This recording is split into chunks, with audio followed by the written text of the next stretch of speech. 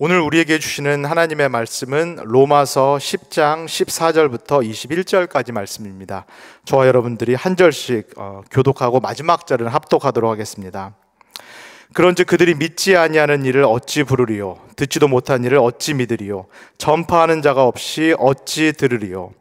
보내심을 받지 아니하였으면 어찌 전파하리요? 기록된 바 아름답도다 좋은 소식을 전하는 자들의 발이여 함과 같으니라.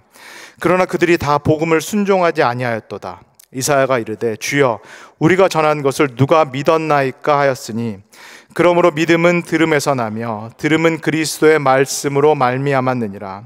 그러나 내가 말하노니 그들이 듣지 아니하였느냐? 그렇지 아니하니 그 소리가 온 땅에 퍼졌고 그 말씀이 땅 끝까지 이르렀도다 하였느니라. 그러나 내가 말하노니 이스라엘이 알지 못하였느냐?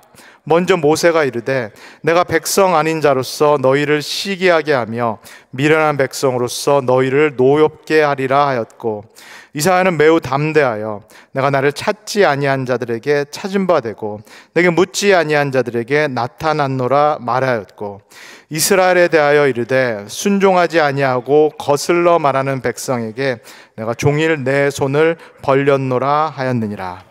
아멘.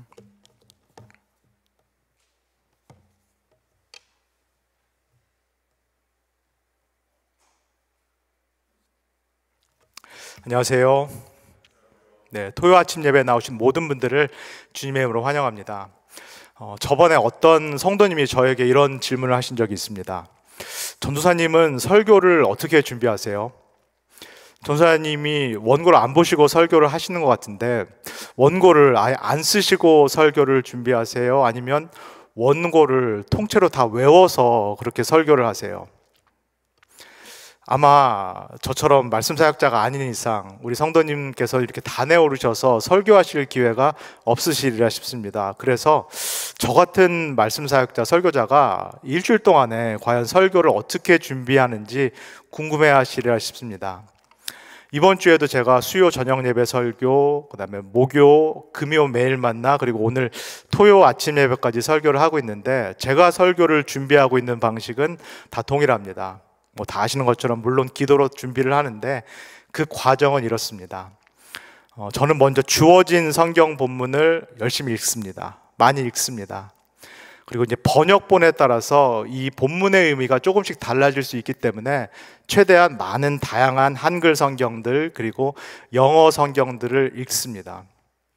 이렇게 본문을 먼저 많이 읽게 되면은 이 과정 중에서 본문의 의미가 이렇게 떠오릅니다. 근데 저는 이 과정에서 집중하는 것이 이 본문의 맥락입니다. 본문의 역사적인 맥락, 그리고 신학적인 맥락, 그리고 문학적인 맥락을 집중하면서 이 주어진 본문을 읽게 됩니다.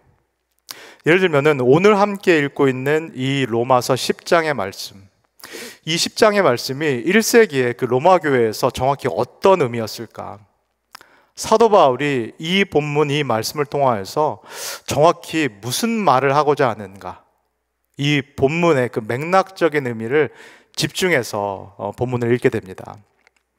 그렇게 본문의 의미가 저에게 이렇게 떠오르면은 이게 정말 맞는지, 제가 제대로 읽고 있는지 확인하기 위해서 주석서들을 읽기 시작합니다. 저는 제가 신뢰하고 있는, 주로 읽는 3권의 주석서들이 있습니다. 이 주석서들을 읽으면서 제가 확인한 본문의 의미가 맞는지 점검을 하고, 또 제가 잘못 해석하고 있는 것들이 있다라면은 주석서들의 도움을 받아서 교정을 합니다. 그리고 신학적인 통찰력, 이 전문학자들이 연구를 통해서 전해주고 있는 그 신학적인 통찰력, 그 도움도 제가 받습니다. 그리고 저는 루터와 칼빈을 전공을 했기 때문에 이 루터와 칼빈의 주석서도 별도로 따로 읽습니다. 이 현대 신학자들이 주석해둔 이 내용들과 또 종교개혁자들, 예전 이 신학 대가들이 주석해둔 내용들이 차이가 있습니다. 그리고 현대 신학자들이 못 보는 이 성서의 깊은 의미들을 이 종교개혁자들이 보는 경우가 참 많이 있습니다. 그래서 저는 루터와 칼빈의 이 주석도 개인적으로 따로 이렇게 읽습니다. 이렇게 되면은 어느 정도 본문의 의미가, 이 본문에서 말하고자 하는 바가 무엇인지 저에게 명확하게 떠오르기 시작합니다. 그 다음에 그러면 이 본문의 의미를 1세기의 말씀인데 어떻게 21세기를 사는 우리들에게, 저를 포함해서 우리들에게 들려줄 수 있을까, 적용할 수 있을까, 그 고민을 하기 시작합니다. 1세기 상황과 오늘날 우리 상황과 비슷한 점이 무엇인가? 1세기 일어났던 일들과 지금 우리가 경험하는 것들 중에서, 일어나는 일들 중에서 유사한 것들은 무엇인가를 찾고 연구하기 시작합니다. 그리고 1세기의 이 로마서의 말씀이 그들에게도 하나님의 말씀이었던 것처럼 이 말씀이 오늘날 우리에게도 분명히 하나님의 말씀인데, 근데 시대와 상황이 너무 다릅니다. 1세기 상황과 우리 21세기 상황이 너무 다릅니다. 그래서 이 하나님의 말씀을 어떻게 오늘 상황에 우리에게 적용할 수 있을까? 이 부분을 가지고 또 씨름하고 고민하고 연구를 합니다. 이게 다 맞춰지면은 그때 설교 원고를 씁니다. 저는 설교를 준비하는 시간이 원고를 쓰는 시간보다 훨씬 더 길기 때문에 사실은 설교를 직접 쓰는 이 시간은 상대적으로 짧습니다. 그래서 집중해서 한 6페이지 정도 되는 그 설교 원고를 씁니다. 그리고 설교 원고가 탈고가 되면은 반복적으로 읽습니다. 이 설교의 내용과 그리고 논리가 저한테 숙지될 때까지, 완전히 익을 때까지 제가 틈나는 대로 계속해서 이 설교 원고를 읽습니다. 그리고 설교를 하는 당일날 한 1시간이나 1시간 반 정도 일찍 교회를 와서 또 이 설교 원고를 집중적으로 읽습니다. 그리고 설교 원고를 저기다가 놓고 옵니다. 실제로 쓴 설교 원고는 저기다가 놓고 이 성경 본문 그리고 전체적인 흐름만 메모해 놓은 그 메모만 가지고 제가 이 단에 올라와서 설교를 하게 됩니다. 제가 이렇게 준비하는 것을 들으시고, 야, 매번 설교를 어떻게 그렇게 준비하냐, 어떻게 매 설교를 그렇게 준비할 필요가 있는가라고 생각하시는 분들이 계실지 모르겠습니다. 또는 송전사님은 저렇게 준비하니까는 송전사 설교는 너무 어렵다 라고 말씀하시는 분, 생각하시는 분들도 분명히 계시리라 싶습니다. 근데 제가 왜 이렇게 할까요? 아니, 제가 왜 이렇게 할 수밖에 없을까요? 저도 인간이기 때문에 좀 쉬고 싶고 적당히 하고 싶은데 제가 왜 이렇게 할 수밖에 없을까요? 제가 전달해야 되는 이 말씀이 하나님의 말씀이기 때문입니다.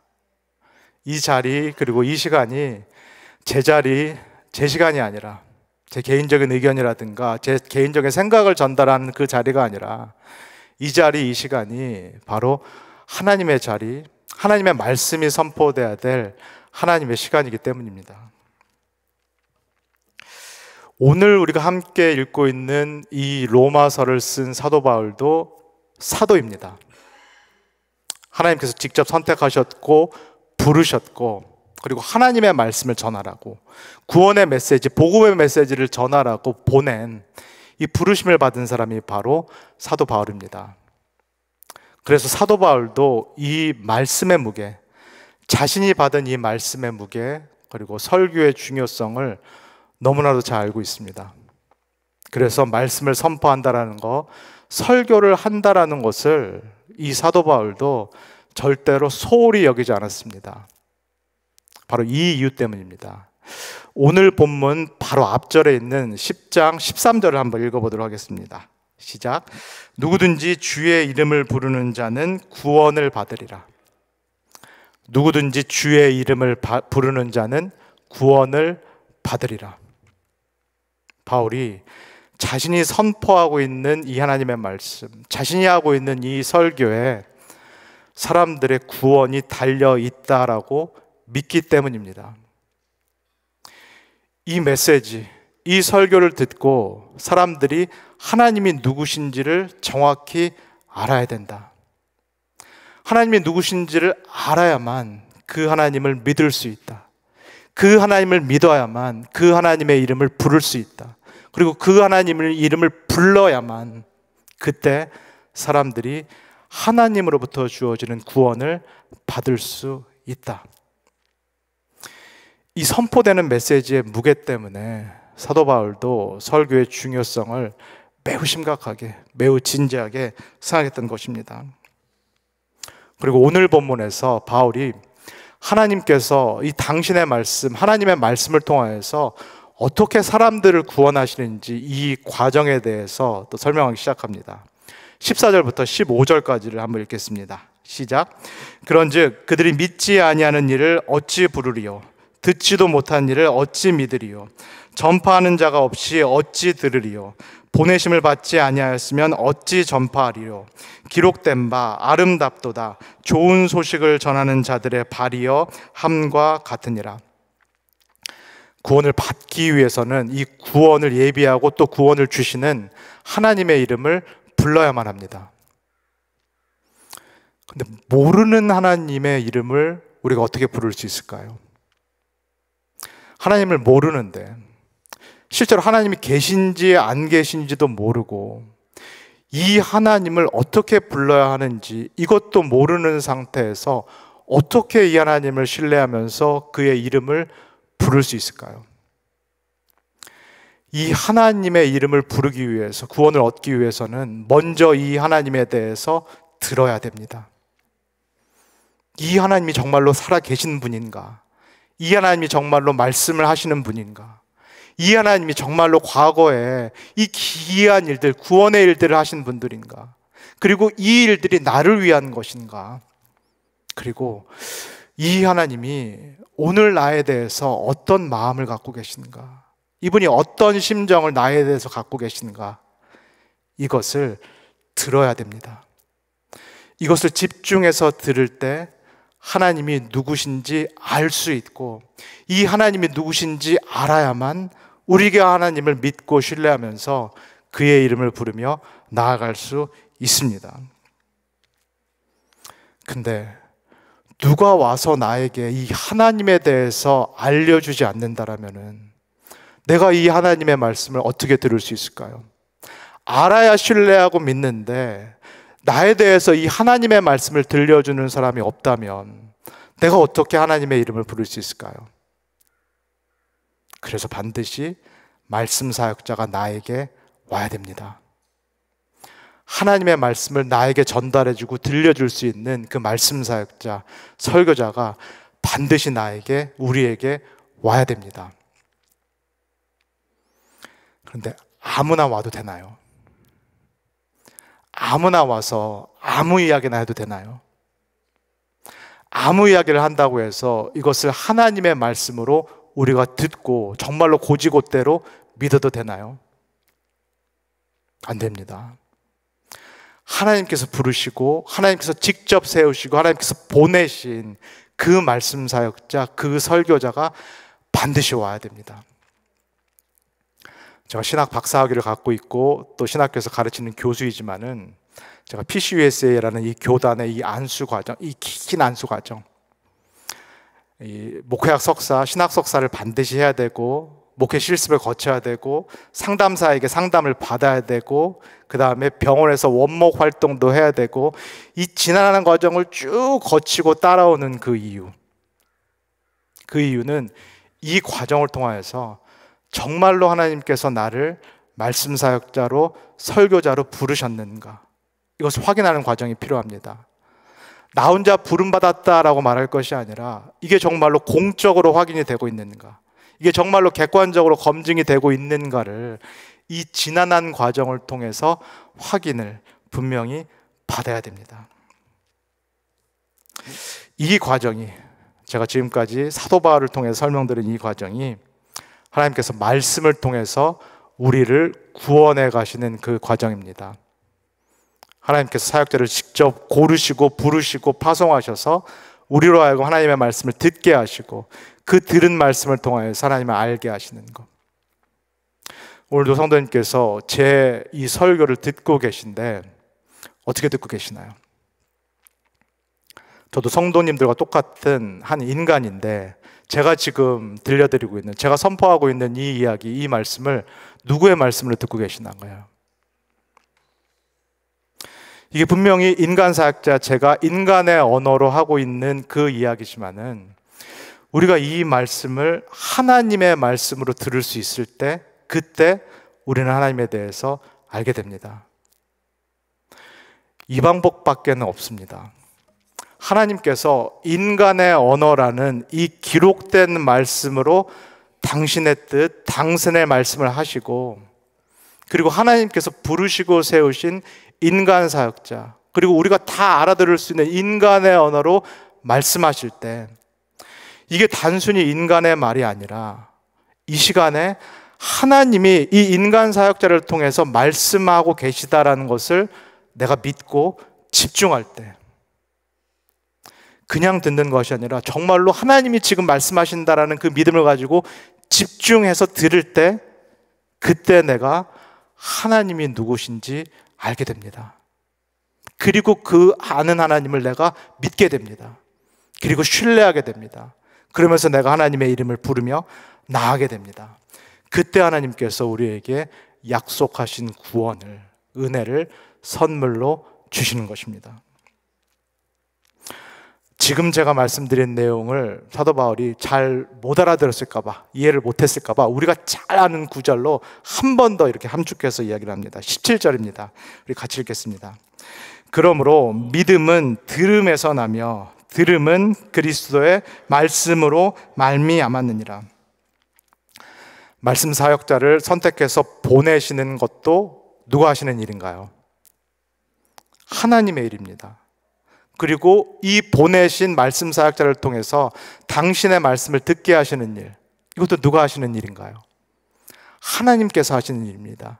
그리고 우리로 하여금 들은 말씀을 통해서 당신을 알게 하시는 일, 신뢰하게 하시는 일, 그래서 당신의 이름을 부르면서 나아갈 수 있게 만드시는 일, 이 일도 누가 하시는 일인가요? 이 일도 우리가 한다라고 생각을 하지만 그렇지 않습니다. 이 일도 사실은 성령 하나님께서 우리를 위해서 하고 계신 일입니다.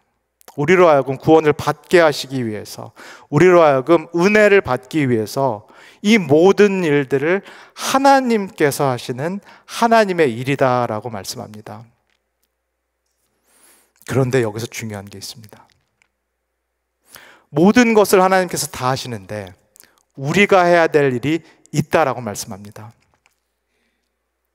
하나님께서 2000년 전에 십자가상에서 모든 일들을 다 하셨다. 우리의 구원에 필요한 모든 일들을 십자가상에서 다 하셨다.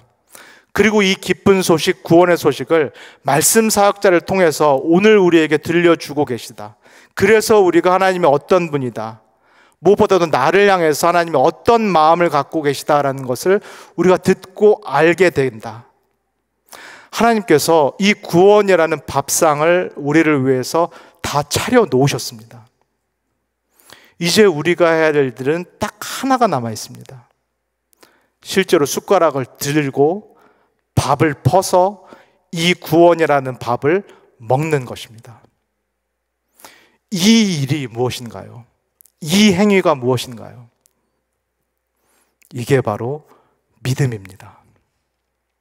하나님께서 다 해놓으신 이 구원의 밥상의 밥을 떠서 내 입에 넣는 이 일, 내가 마음을 열고 이 구원의 소식을 나를 향한 소식이라고 받아들이는 이 한 가지 남은 일이, 우리에게 주어진 한 가지 남은 일이 바로 믿음인 것입니다. 그런데 이 믿는다는 것처럼 어려운 게 또 없습니다. 너무 쉬울 것 같은데, 사실은 우리가 할 일도 없는데, 내가 해야 될 일도 없는데, 사실은 이 믿는다라는 거, 이 믿음의 행위처럼 우리에게 어려운 게 또 없습니다. 16절 한번 읽겠습니다. 시작. 그러나 그들이 다 복음을 순종하지 아니하였도다. 이사야가 이르되 주여 우리가 전한 것을 누가 믿었나이까 하였으니. 하나님께서 다 하셨는데, 이미 2000년 전에 역사적이고 객관적인 사건을 통하여서 모든 인류의 죄를 처리하시는, 그 죄의 세력을 이기시고 승리하시는 그 하나님만이 하실 수 있는 일을 하나님이 2000년에 다 하셨는데, 그리고 그때 그 자리에 없었던 우리를 위해서 하나님께서 이 성경이라는 말씀에 그 사건을 기록해 놓으셨는데, 그리고 하나님께서 말씀 사역자를 세우셔서 이 기록된 말씀을 오늘날 우리가 들을 수 있도록 이렇게 선포하고 계신데, 이렇게 들려주고 계신데, 이 모든 일들을 다 하나님께서 하고 계신데, 우리가 할 일은 이 구원의 밥상에 밥을 숟가락으로 떠서 먹기만 하면 되는데, 이 먹기만 하는 이 믿음의 행위, 믿음이라는 것이 너무너무 어렵습니다. 왜 그럴까요? 로마서에서 사도 바울이 거듭 말하고 있는 죄의 힘, 죄의 세력 때문입니다.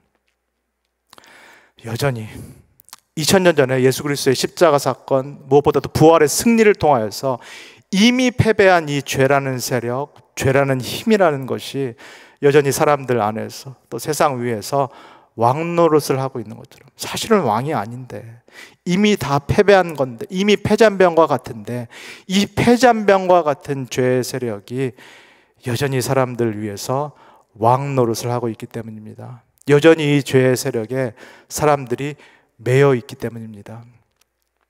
그래서 마치 바로와 같이 하나님께서 정말 가까이 오셨는데 더 이상 가까이 올 수 없을 정도로 하나님께서 우리와 똑같은 인간이 되셔서 우리가 사는 이 세상까지 내려오셨고, 하나님께서 성령 하나님의 이 말씀을 통하여서 우리의 마음 가까이까지 내려오셨는데 더 이상 가까이 올 수 없을 정도로, 그러나 우리의 이 인격을 존중하시기 때문에 문 밖에서 두드리고 계신데, 이 가까이 오신 하나님마저도 이 죄인된 인간이 거부하고 거절하고 있습니다. 이 죄인된 인간의 완고함, 완악함이 어느 정도라면은 이 정도입니다. 복음, 나 그건 너무 쉬워서 안 믿기는데, 정말 그렇다고? 믿기만 하면 정말 된다고? 난 차라리 그거 시시해서 쉬워서 나 그 길 안 가고 싶은데, 나는 차라리 고행의 길을 가고 싶은데, 나는 차라리 사막에 가서 금욕주의로 살고 싶은데, 나는 차라리 윤회, 계속해서 거듭 태어나면서 내 힘으로 열반에 이르는 길, 나 그 길을 내가 택하고 싶은데, 그게 훨씬 더 멋져 보이는데, 나는 차라리 명상을 할 텐데, 차라리 그 길로 가서 내가 이 정도라는 것을 보여주고 내 공로를 보여주고, 그래서 구원도 내가 얻었고 내가 획득했다라는 거, 그래서 내가 영광을 차지하고 싶은데, 이것이 가까이 내려오신 이 하나님, 가까이 내려오셔서 밥상을 다 차려놨다, 와서 먹기만 해라, 나는 너희들에게 구원과 은혜를 주고 싶다라고 말씀하시는 이 하나님을 거절하고 거부하고 있는 이 죄인된 인간의 기본적인 태도입니다. 내 힘으로 구원을 얻겠다라는 자력 구원의 노력, 하나님이 주시는 이 은혜를 통해서 내가 값없이 이 구원을 받겠다라는 타력 구원이 아니라 내 힘으로 이루겠다라는 이 자력 구원이 사실은 죄인된 인간의 하나님에 대한 기본적인 태도입니다. 이 자력 구원의 태도가 사실은 모든 종교들이 갖고 있는, 태고 쪽부터 지금까지 모든 종교들이 갖고 있는 하나님에 대한 기본적인 자세요, 기본적인 태도인 것입니다. 그렇다면은 오랫동안 하나님의 백성이다라고 자처했던 이 유대인들은 어떨까요? 이들의 하나님에 대한 태도는 다를까요? 우리 19절을 한번 읽겠습니다. 시작. 그러나 내가 말하노니 이스라엘이 알지 못하였느냐? 먼저 모세가 이르되 내가 백성 아닌 자로서 너희를 시기하게 하며 미련한 백성으로서 너희를 노엽게 하리라 하였고, 이방인들만 죄 아래, 죄 영향에 있는 것이 아니라 사실은 이 하나님의 백성이라고 자처하는 유대인들도 죄 아래, 그리고 죄 영향 가운데 있습니다. 그렇기 때문에 이들의 열심, 이 하나님에 대한 진심마저도 사실은 왜곡되어 있고, 이들의 하나님에 대한 태도마저도 문제가 있습니다. 모든 여타 다른 종교들이 자신의 힘으로, 이 타력 구원으로 하나님의 자리에 오르겠다라는 그 자세가 사실은 이 유대인들의 자세에도 엿보입니다. 이들은 어떤 방식으로 하나님께 나아가고자 하나요? 2000년 전에도 그렇고 지금도 이 유대인들은, 유대교라는 것은 어떤 방식으로 하나님께 나아가고자 하나요? 율법을 통하여, 율법을 잘 지킴으로써, 율법을 잘 지켜서 의로워짐으로써, 거룩해짐으로써, 우리 기독교 표현에 따르면은 내가 스스로 성화됨으로써, 내가 정말로 율법을 잘 지키고 이게 체화가 돼서 나는 이제는 법 없이도 사는 그런 사람, 거룩하고 성화된 사람이 되어서 내가 이제는 이 의로운 하나님 앞에 정정당당하게 쓰겠다. 나는 값없이 주는 그런 은혜, 나는 죄인인데 의롭다 여겨주는 거, 나는 그런 쉬운 구원 같은 거 원하지 않는다. 나는 내가 의로워져서 정정당당히 하나님 앞에 서서 내가 그 의인 소리를 반드시 듣고 말겠다. 받아내고 말겠다. 자기의 의를 신뢰하는 이 태도, 마치 바벨탑을 쌓아 올라가듯이 신앙생활을 계속하면서 자신의 의로움을 쌓아서 하나님, 나 이 정도면 됐죠? 나 이 정도면은 이 의로운 하나님께 받아들일 만한 이 자격 갖췄죠? 저 다른 사람들은 어떨지 모르겠는데, 저 사람들은 신앙이 어떨지 모르겠는데, 하나님, 나는 됐죠? 이 태도로 하나님께 인정받고자 하는 그 마음 자세, 이 마음 자세를 이 유대인들도 똑같이 공유하고 있습니다. 그렇다면은 사람들이 다 이렇게 하고 있는데 하나님 편에서는 더 이상 뭘 어떻게 하실 수 있나요? 하나님이 정말로 2000년에 우리의 죄 문제를 처리하시기 위해서, 인간의 이 하나님에 대한 태도를 고치시기 위해서 하나님께서 십자가에 죽으셔서 이 죄의 문제를 해결하셨고, 그냥 받기만 하면 된다라고 분명히 보여주셨는데도 이걸 믿지 않고 있는 우리의 태도, 21세기에 이 하나님의 언어로 표현하면 우리가 알아들을 수가 없으니까 인간 사역자를 보내서 이게 정말 사실이고 이게 당신을 위한 것이었다라는 것을 이렇게 알아들을 수 있는 말로 선포를 하고 있는데, 이게 다 하나님의 일인데 이것도 안 받아들이겠다라고 하는 이 인간의 하나님에 대한 태도, 하나님을 거부할 뿐만 아니라 하나님의 은혜를 사실은 거절하고 있는 이 인간들을, 이 삐뚤어질 대로 삐뚤어진 이 인간들을, 그러면 더 이상 하나님께서 어떻게 하셔야 되나요? 노아의 홍수 때처럼 다 쓸어버리셔야 되나요? 소돔과 고모라 때처럼 한번 불을 내려서 여기는 한번 불바다를 하나님께서 만드셔야 될까요? 21절입니다. 한번 읽겠습니다. 이스라엘 대하여 이르되 순종하지 아니하고 거슬러 말하는 백성에게 내가 종일 내 손을 벌렸노라 하였느니라. 제가 좋아하는 그림입니다. 이 렘브란트의 돌아온 탕자, 이 그림처럼 이 고집센 우리들, 고집센 인간들을 향하여서 오늘 말씀에 따라서 하나님께서는 여전히 하염없이 손을 벌리고 기다리고 계십니다. 이 자신을 버리고 독립해서 내가 갖고 있는 자원만으로 살겠다라고 하나님을 벌리고 멀리 떠난 이 둘째 아들, 그리고 그러나 이 둘째 아들을 사랑해서 계속 기다리고 있는 이 아버지의 진심을 전혀 못 알아주는, 전혀 이 진심을 모르는 이 첫째 아들, 이 하나님 아버지를 불신하는 첫째 아들, 그리고 하나님 이 아버지를 불순종하는 이 둘째 아들을, 그러나 먼 발치에서 손을 벌려서 하염없이 기다리는 이 렘브란트의 아버지, 이 아버지가 긍휼이 많으시고 또 자비하시고 오래 참으시고 우리가 돌아오기를 계속해서 기다리시는 우리의 사랑의 하나님이신 것입니다. 사랑하는 우리 오렌지 가나안 교회 성도 여러분, 우리 성도님들께서는 하나님께서 다 차려놓으신 이 구원의 밥상을 드셨는지요? 내가 해야 할 일이 하나도 없고 믿음이라는 숟가락을 들어서 내 입에만 넣으면 되는 이 구원의 밥상, 구원의 밥을 맛있게 드셨는지요? 한 번 먹고 그칠 그 구원의 밥이 아니라 이 구원의 밥을 매일매일 맛있게 드시고 계신지요? 매일매일 눈 떠보면 우리는 똑같은 죄인입니다.